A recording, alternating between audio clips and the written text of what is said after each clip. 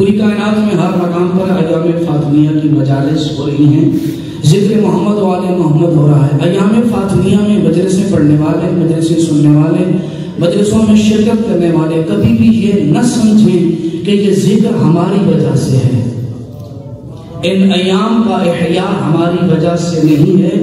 اس بات پر یقین رکھیں کہ ان ہستیوں کے ذکر نے ہمیں باقی رکھا ہے۔ ایسا نہیں ہے کہ میں ذکر کر رہا ہوں جناب سیدہ کا ذکر کر کے میں ان ایام کو زندہ کر رہا ہوں، یہ ایک وسیلہ ہے مجلس، یہ ایک ذریعہ ہے۔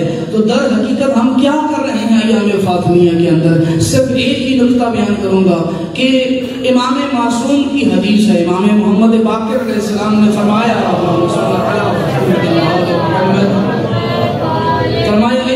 حدیثنا یحیی القلوب، امام نے فرمایا ہماری حدیثیں دلوں کو زندہ کرتی ہیں۔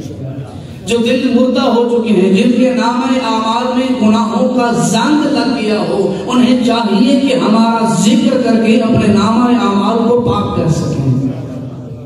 انہیں چاہیے کہ ہمارا ذکر کر کے اپنے نامہ اعمال کو ان گناہوں سے پاک کر سکیں۔ تو در حقیقت ایام فاطمیہ میں ذکر جناب سیدہ اپنے مردہ دلوں کو زندہ کرنے کے لیے ہے، تاکہ ہم آنے والی نسلوں تک وہ پیغام جو ہمارے پاس امانت ہے اور وہ حقائق جو ہمارے سینوں میں یا ہمارے ذہنوں میں موجود ہیں اور ہمیں ہمارے آباء و اجداد نے دیے ہیں، پوری امانت کے ساتھ ان دنوں میں وہ سارے حقائق اپنی آنے والی نسلوں تک پہنچانا، یہی ایام فاطمیہ کا حقیقی مقصد ہے۔